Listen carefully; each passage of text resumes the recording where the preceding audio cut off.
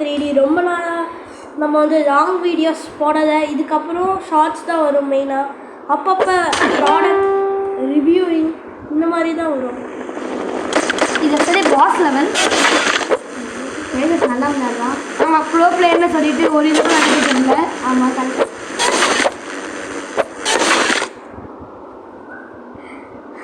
ரொம்ப கஷ்டப்படுறேன்.